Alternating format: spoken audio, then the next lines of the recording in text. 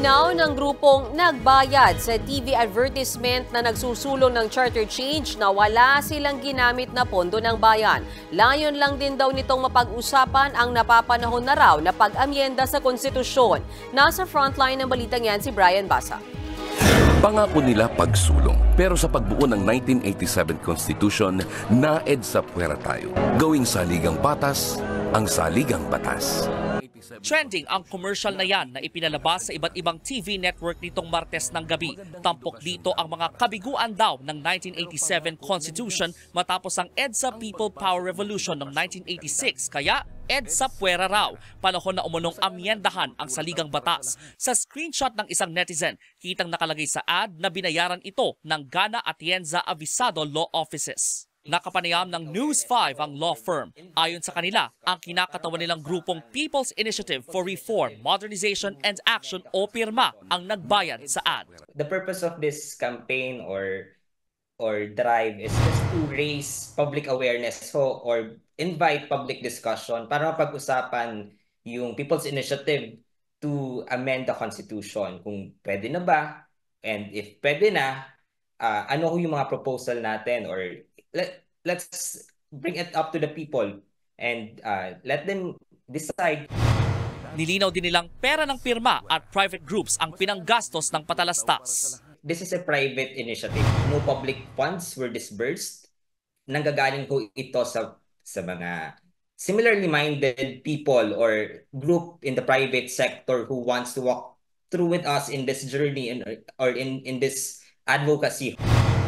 Bagamat suportado raw ng grupo ang Chacha, itinanggi nilang may koneksyon ang commercial sa umano'y nangyayaring bayaran kapalit ng pirma ng taong bayan sa Quezon City at Bicol para sa isinusulong na People's Initiative para sa Chacha.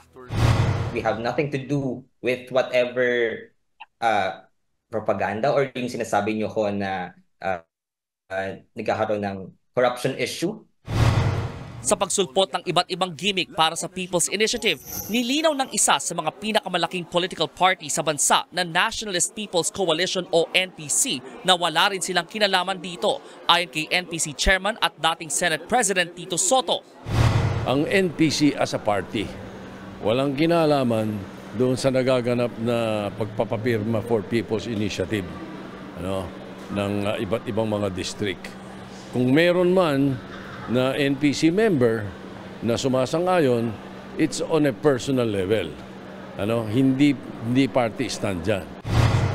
Nakipagpulong nitong Martes ng gabi si Soto sa iba pang lider ng kanilang partido. Nauna na rin daw nakausap ni Soto ang ilang senador.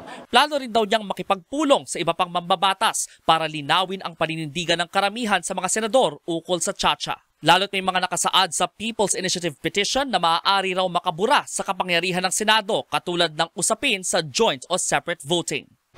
Nakalagay doon ay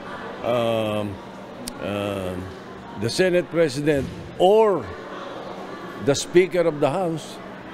Pag sinabi mong or, pwera yung isa. Pag isa lang ang tumawag, pwede. At nakalagay at any time.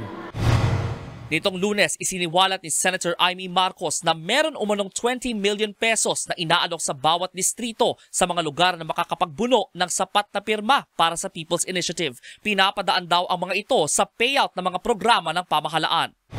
Kinukondena ko talaga yung nag-aalok nito dahil hindi binibenta ang ating konstitusyon. Hindi siya for sale. Ano ba naman ang ginagawa at anong kawalanghyan to?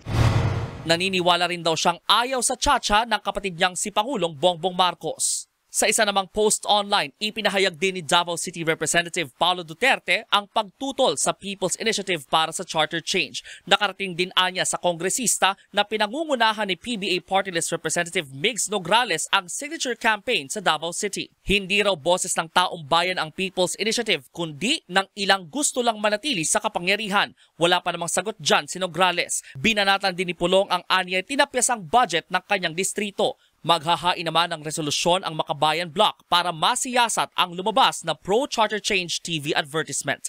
Nagbabalita mula sa Frontline, Brian Basa, News 5. Mga kapatid, may Los Baños po. Huwag magpahuli sa mga balita at impormasyong dapat ninyong malaman.